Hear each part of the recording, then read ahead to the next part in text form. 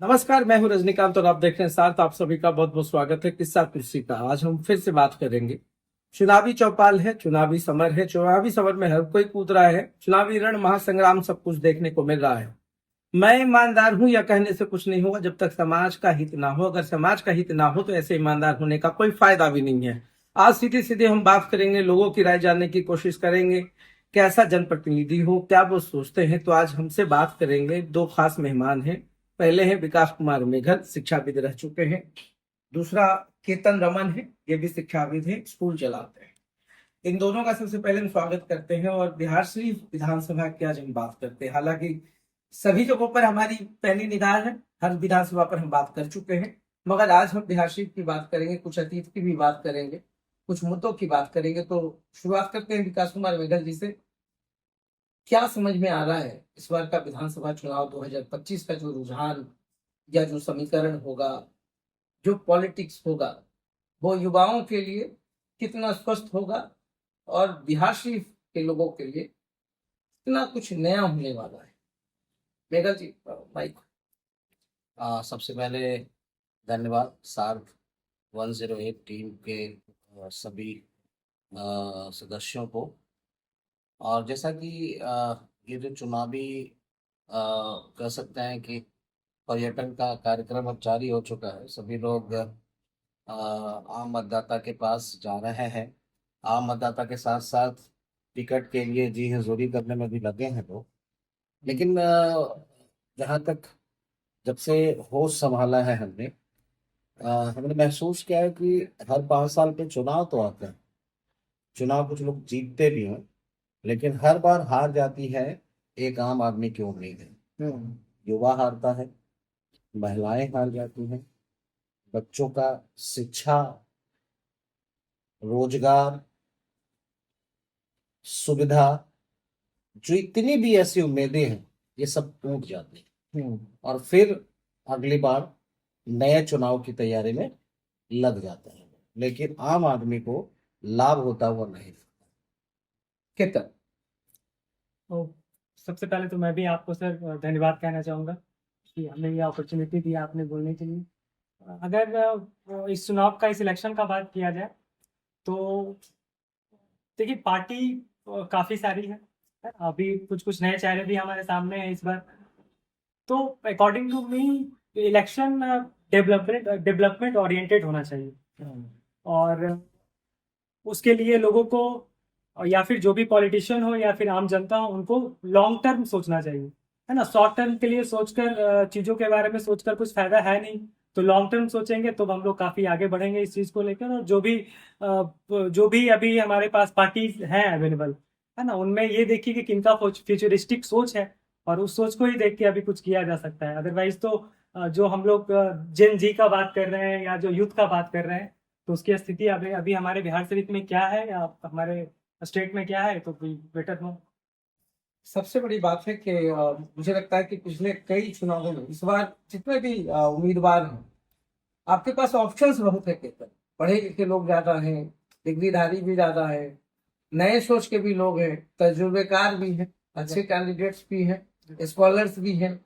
तो आपको नहीं लगता है कि जब इतना ऑप्शंस है तो फिर हम लोग कैंडिडेट्स का सिलेक्शन करें, ना कि पार्टी, जाति, धर्म या क्रीड, या कौन पार्टी जीतेगा, किसकी उम्मीदें बड़ी हैं, कौन सा उम्मीद और पंख लेकर उड़ रहा है? एग्जैक्टली सर, देखिए मैंने अभी लॉन्ग टर्म का बात किया। हाँ। तो उस चीज़ में देखा जाए तो मेरे ख्याल से यूथ को अभी चीज़ों को सोचना चाहिए। स्टेरियोटाइप जो पहले का चीज़ चलते आ रहा है, रूढ़िवादी चीज़, उस चीज़ों से उठकर, और यूथ को अभी यही देखना चाहिए कि कैसे एजुकेशन सिस्टम को सही किया जाए, कैसे हमारा जो हेल्थ इश्यूज है उसको, उस चीज़ों को सही किया जाए, कैसे जॉब अपॉर्चुनिटी आए हमारे इस जगह पे, और कैसे एंटरप्रेन्योरशिप अपॉर्चुनिटी मिले लोगों को, सो दैट चीजें मतलब एकदम बेस से सही हो पाए ना, जमीनी स्तर से सही हो पाए। विकास जी से एक सवाल ये है कि विकास जी, आपने देखा होगा, आपका और मेरा उम्र लगभग सामान्य है, हम लोग बहुत अच्छे से बिहार शरीफ को समझते आए हैं। आपको याद होगा एक पुरानी कचहरी हुआ करती थी सब्जी बाजार में, बिल्कुल पुराना हॉस्पिटल भी रहा, अस्पताल की तरह। और 60 के दशक तक तो काफी अच्छा रहा। समी साहब जैसे लोग भी, डॉक्टर ब्रिज जैसे लोग, डॉक्टर करीम जैसे लोग, उन्होंने अपनी सेवा दी। 4 एकड़ से अधिक की जमीन है, मगर आज तक आजादी से लेकर अब तक किसी भी पॉलिटिकल पार्टीज का वो मुद्दा नहीं बन पाया। किसी ने उस ओर ध्यान नहीं दिया कि 4 एकड़ में फैला यह पूरा जमीन, मैं किसी एक सामाजिक नेता का मैं देख रहा था, सोशल लीडर उनको कहते हैं लोग, उनका पोस्ट था मुन्ना सिद्दीकी का, वो उस पर बदहाली पर वो सवाल उठा रहे थे। और मुझे भी लगता है कि बिहार शरीफ का अपना कोई अस्पताल नहीं है, तो जिला मुख्यालय के एक अस्पताल है, तो क्या उसके उद्धार के, जीर्णोद्धार के लिए या उसके रिवाइबिलिटीज के लिए क्या ये कभी मुद्दा नहीं बन सकता था? हाँ बिल्कुल। देखिए, जो स्तंभ होते हैं विकास के, शिक्षा, स्वास्थ्य और रोजगार, अगर ये 3 चीजें शहर को बेहतरीन मिल रहा है, वो शहर विकास की नई गति को हासिल करेगा। बहुत ही स्वाभाविक सवाल आपने जो अभी रखा है। मैं तो कहूंगा कि ये तो संसाधनों का दुरुपयोग एक तो हो रहा है। पहचान नहीं है। पहली बात तो संसाधनों का पहचान ही नहीं है। जो जनप्रतिनिधि चुने जाते हैं, हमारे ऐसे संसाधन जिसका उपयोग बहुत ही कम या लिमिटेड पैसे से हो सकते हैं, उस पर इनका बिल्कुल ध्यान नहीं जाता है। और देखिए, रीजन बहुत स्पष्ट है। ये लोग चुनाव में पॉकेट्स तय करते हैं। मतलब जब घूमते हैं वो पॉकेट्स देखते हैं, मेरा पॉकेट कौन सा है। पॉकेट यहाँ वो पैंट वाली पॉकेट की बात नहीं कर रहा हूँ, वोटर पॉकेट्स की बात। जब वो ये घूमते हैं तो पॉकेट्स देखते हैं कि हमको कहाँ से वोट मिलेगा। जहां से वोट नहीं मिलेगा वो उसको बिल्कुल दरकिनार करते हैं, सीधा वोट पॉलिटिक्स करते हैं।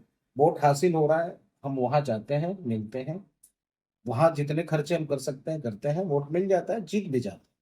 लेकिन विकास तो वही धरा का धरा रह जाएगा। अब एक बात बताइए कि जैसे हम सबसे पहले वो काफी बड़ा क्षेत्र है वहां पे, और मुझे लगता है कि वहां पे अगर अस्पताल का निर्माण हो तो शहर का कम से कम 33% आबादी को वहाँ से लाभ मिलेगा। स्थानीय स्तर पे लाभ मिलने लगे।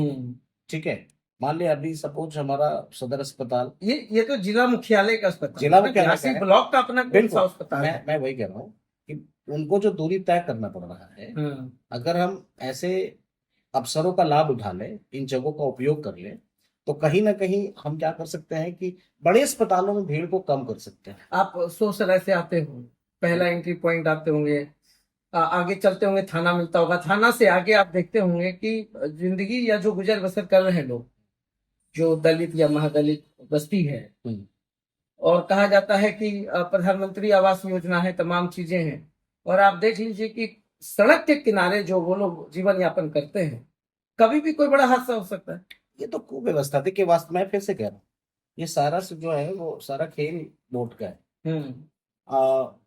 अगर मान लिया कि सड़क पे ही लोग रहने लगे, तो फिर आम आदमी सड़क से गुजरेगा कैसे? ट्रैफिक कंजेशन तो एक बड़ा कारण हो सकता है ना। मान लिया कि उनको रहने की जगह दे दी जानी चाहिए, तो क्यों रहेंगे सड़क पे? और उनको भी जीवन यापन करने का हक है। जो जनप्रतिनिधि चुने जाते हैं वो ऐसी दिशा में सोचते कहाँ हैं? आपको मैं बता दूं, हमारे यहाँ क्या होता है, खास करके बिहार शरीफ, आप गौर से देखिएगा, महसूस करिए, एक सड़क बना है वही सड़क दोबारा बनता है, एक नाला बना है वही नाला दोबारा बनता है। मतलब आप देख लीजिए कि आप कुल मिलाकर के देखिएगा, सड़क ऊंचा और घर नीचा। बिल्कुल, पूरा शहर का स्थिति यही है। और वाटर ड्रेनेज सिस्टम मेरा बिल्कुल लुल हो चुका है। मगर इसमें पब्लिक की भी इन्वॉल्वमेंट जो हो जाती है, या पब्लिक की भी गलती हो जाती है ना, बिना नक्शे का घर पास कराना, या जबरन घर का जो कंस्ट्रक्शन का इंक्रोचमेंट है, ये तमाम तो सिविक सेंस भी तय करता है कि हमको क्या करना चाहिए, नहीं करना। इसमें थोड़ा सा आपको रोकना चाहेंगे। सिविक सेंस या पब्लिक की जो गलती है ना, ये पब्लिक को इतनी हिम्मत आती कहाँ से? एक आम आदमी अगर गलती करता, आज सड़क पे ट्रैफिक रूल्स लागू हैं, कितने लोग बिना हेलमेट के चलते, और क्यों लोग हेलमेट पहनना शुरू कर दिए? वैसे भी आपने देखा होगा, हेलमेट पहन रहा है कि नहीं? हैबिट्स में आ रहा है लोगों, हैबिट्स में नहीं आ रहा, फाइन कर दिया गया है ज्यादा, इस वजह से उन्होंने आदत बना लिया। हाँ, तो आदत अगर ये फाइन नहीं होता तो ये आदत नहीं होती। तो अगर मतलब नगर निगम डंडा चलेगा तभी हम कुछ काम, स्वाभाविक तौर पे आम आदमी कहीं भी नियम अगर दुरुस्त नहीं होगा, नियमों का पालन अगर कड़ाई से नहीं किया जाएगा, तो आम आदमी तो स्वतंत्रता देखता ही रहता है हर जगह पे। जहां मौका मिलेगा, जहां अवसर मिलेगा, वो अपने लिए एक गली खोज लेगा निकलने का। तो सवाल केतन से है। केतन, यूथ जो है, खास करके आप भी यूथ हैं, सिस्टम्स को देख रहे हैं, करप्शन बहुत ज्यादा है, एजुकेशन, ये तमाम चीजें क्या वांट करती है आपके दिमाग में? देखिए सर, जो भी चीजें हैं, है ना, उस चीज को देखकर मुझे यही लगता है कि अ, जो भी प्लान सरकार के द्वारा बनाया जा रहा है, गवर्नमेंट के द्वारा बनाया जा रहा है, उसको एग्जीक्यूट सही ढंग से नहीं किया जा रहा है। जैसे अभी विकास मेघल सर कह रहे थे इस चीज को, कि कहीं ना कहीं पब्लिक भी उस चीज को नहीं समझ पाती है, चीजों को। उस पर आपने कहा कि डंडा चलाया जाता है तभी वो चीज समझ पाते हैं लोग। तो यही चीजें हैं कि चीजें लागू हो रही है। अभी आपने कहा कि वो दलित वर्ग जो सोसराय के पास रह रहे हैं, उनका रहने का स्थान नहीं है, रोड पे ही रह रहे हैं, कभी भी कुछ भी बड़ा हादसा हो सकता है, और जब हादसा होगा तब ये चीज को हाईलाइट किया जाएगा। अभी लोग ऐसा नहीं कि वो दिखता नहीं है लोगों को। एग्जैक्टली दिख रहा है, लोग वहां से, मेन रोड है सर, वहां से लोग ऑफिसर्स हैं, सब लोग आ जा रहे हैं। एग्जैक्टली आ जा रहे हैं, बट उस चीज को इग्नोर किया जा रहा है। आई डोंट नो भाई, बट अगर कुछ बड़ा हो जाता है तब लोगों का फोकस जाएगा उस चीज पे। आपने मतलब मैंने आपको हमेशा देखा है कि इस चीजों, ऐसी चीजों को आप हमेशा उठाते हैं, चीज टॉपिक्स। तो कहीं ना कहीं सरकार चीजें को इम्प्लीमेंट या फिर एग्जीक्यूट नहीं सही ढंग से कर रही है। इम्प्लीमेंट कर दे रही है तो एग्जीक्यूशन नहीं हो पा रहा है उसका सही से। और ये चीजें आपको हर जगह देखने को मिलेगी। अगर अगर इवन हम लोग अभी हमारा बिहार स्मार्ट सिटी का जो भी चीजें हैं, देख लीजिए उस चीज को भी, तो कहीं ना कहीं एग्जीक्यूशन सही ढंग से नहीं हो पा रहा है चीजों का। तो जो भी रूल रेगुलेशन, जो भी लॉ बनती है, जो भी चीजें हैं, उस चीज को धरातल पर लाने के लिए सरकार को और थोड़ा परिश्रम करना पड़ेगा। करप्शन को लेकर लोग मुखर नहीं हो पाते विकास जी। अभी देखिए, प्रशांत किशोर लगातार हमलावर हैं, करप्शन, एजुकेशन, और कहते हैं कि भाई आप हमको वोट नहीं दीजिए, अपने बच्चों को देख करके वोट दीजिए। ये अपील कितना कर पाएगा पब्लिक को? क्योंकि देखिए, त्रिकोणीय मोर्चा बनने वाला है इस वक्त बिहार में। एनडीए है, महागठबंधन भी है, इधर जनसुराज ने एक नई राग छेड़ रखी। इस राग को किस रूप में देखते हैं, या प्रशांत किशोर को किस रूप में देखते हैं आप? सबसे पहले जो मुद्दा करप्शन का है, उस पर गौर फरमाइए। आप चुनाव के दौरान देखते होंगे, आपने सुना भी होगा कि हमारे यहाँ विकास बड़ा मुद्दा नहीं होता है चुनाव के वक्त। चुनाव में लोग देखते हैं सबसे पहले कि हमारी जाति क्या है, धर्म क्या उसके है, बाद धर्म क्या है, उसके बाद देखते हैं कि कौन हमको पैसा दे रहा है। एजुकेशन के लिए वोट कहाँ दे रहे हैं? नहीं तो आप रोजगार के लिए वोट ही कहाँ दे रहे हैं? आप रिप्रेजेंटेटिव जो है उसकी रिस्पॉन्सिबिलिटीज है ना, कि वो कैसे स्वाभाविक तौर पे। तो हम आम आदमी के लिए ये बात कह रहे हैं कि आम आदमी को ये थोड़ा कटाक्षपूर्ण लगेगा, या हो सकता है तकलीफदेह भी लगे, लेकिन आप वोट विकास के लिए कीजिएगा। आप सड़क बनाने के लिए विकास कीजिएगा, अगर आप हेल्थ के लिए वोट कीजिएगा, तो आप यकीन मानिए कि आपको वो सारी चीजें मिलेंगी। लेकिन आप ऐसा कर ही नहीं रहे हो। आप सबसे पहले चुनते हो कि मेरे जात का कौन है, आप सबसे पहले चुनते हो कि मेरे धर्म का कौन है।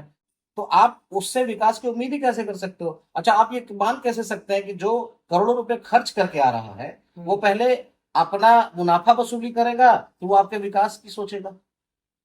कैसे सोच सकते हैं? जो लोग बड़े बड़े पोस्टर और बैनर्स में लाखों करोड़ रुपया खर्च कर रहे हैं, जो लोग चुनाव से पहले करोड़ों रुपया बांट के आ रहे हैं, आप उनसे उम्मीद करते हैं कि वो आपका विकास करके दे देंगे? बड़े बड़े नेता भी वही कर रहे हैं। तो फिर विकास की उम्मीद ही मत करिए। अंदर तो ज्ञान की धरती रही, यहीं से ज्ञान का प्रस्फुटन हुआ था पूरे विश्व में। वो तो सब जान रहे हैं, तो सब जान रहे तो हैं। उसके बाद भी आज नालंदा सबसे ज्यादा पिछड़ा हुआ जगह है। बिहार शरीफ की स्थिति देख लीजिए, विकास का मॉडल आप देखिए ना। एक सबसे पहले यहाँ क्या बनता है? सड़क।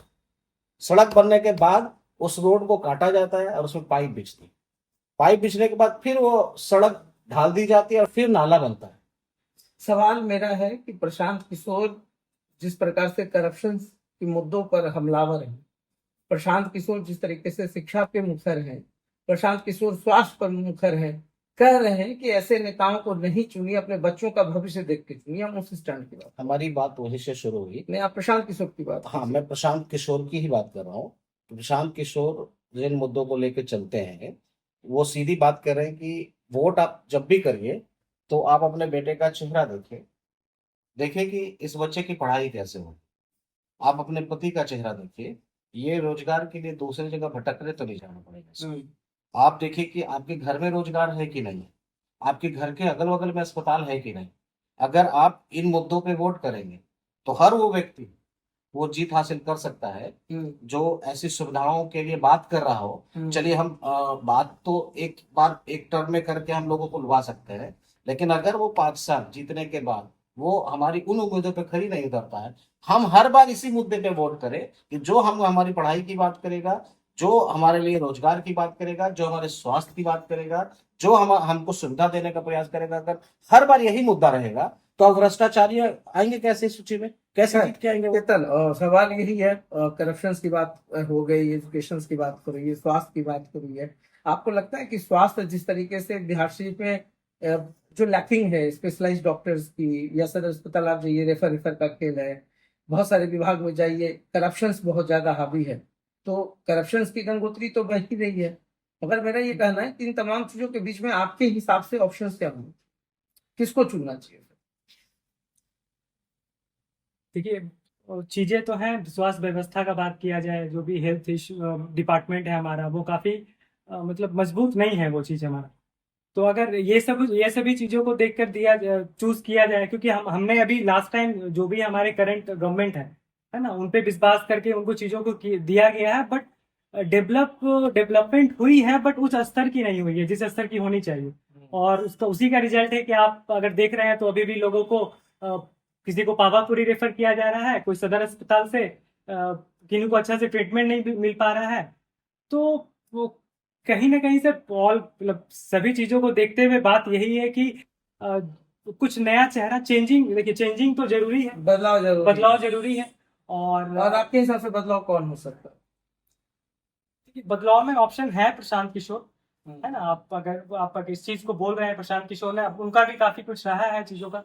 अगर वो बस वही है कि चीजों का एग्जीक्यूशन उनकी एंड से अच्छे तरीके से हो पाए।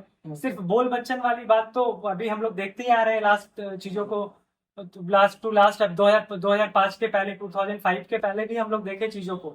तो उसके बाद जो गवर्नमेंट आई कुछ दिनों तक अपना काम अच्छा कर पाई, अभी भी कुछ चीजों को किया जा रहा है सही तरीके से, लेकिन अप टू द मार्क नहीं है चीज। तो आपकी बिहार से के जो करंट विधायक हैं, वर्तमान विधायक, उनको कितना पॉइंट्स आप दें? मतलब आउट ऑफ 10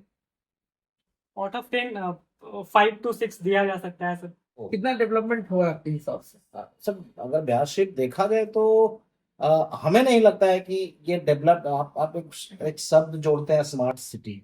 स्मार्ट सिटी का आलम यही है कि आपके यहाँ 2 किलोमीटर जाने के लिए हो सकता है आपको 1 घंटा लग जाए। और स्मार्ट सिटी का आलम बिल्कुल ट्रैफिक समस्या है, सबसे बड़ी समस्या। आप देख लीजिए ना, अच्छा आप देख लीजिए दुर्गा पूजा का समय है, आप देख लीजिए कि निर्माण की व्यवस्था क्या है, क्या सोच है निर्माण करने वाली कंपनियों की। और लगभग आप कोई ऐसा सड़क देख लीजिए जहां पे सुचारू रूप से आप वाहन चला सकते हैं। कहीं इधर गड्ढा, कहीं उधर गड्ढा, हर जगह गड्ढा मिलेगा। अब शहर है कि गड्ढा शहर, पता नहीं चल रहा है। तो आप इस बात को समझना होगा कि अच्छा ये पूरा डेवलपमेंट 4 साल नहीं होगा, कुछ भी नहीं होगा, आखिरी के साल में सब कुछ होने के लिए ये पैटर्न जैसे आखिरी के साल में शिलान्यास बहुत होता है, बहुत शिलान्यास ही नहीं, उद्घाटन भी होता है। ये सब जगह क्या है, और बिहार की बात नहीं कर, हर जगह की बात कुछ तो ऐसी जगह है जहाँ पे काम भी पूरा नहीं होता जल्दी में, आपको तो याद ही होगा। तो आज बिहार शरीफ के तमाम मुद्दों पर हमने बात की है, तो बुद्धिजीवियों से जानने की कोशिश की कि क्या हो सकता है, क्या समाधान है, कैसे विधायक होने चाहिए। हर विषयों पर हम लोगों ने अपनी अपनी बात रखी। मेरे जो सवाल उसके जवाब भी विकास कुमार मेघल और केतन रमन ने अपने हिसाब से बहुत बढ़िया दिया है। तो जो युवाओं की सोच है वो हम आप तक पहुंचा रहे हैं। कोशिश करेंगे कि इस वीडियोस को देख करके आने वाले जनप्रतिनिधि भी कुछ सीख सके, समझ सके, जनता के दर्द को महसूस कर सके। इन्हीं तमाम मुद्दों के साथ मैं विदा लेता हूँ और हमसे बात करने के लिए केतन रमन और विकास कुमार मेघल जी आपको धन्यवाद।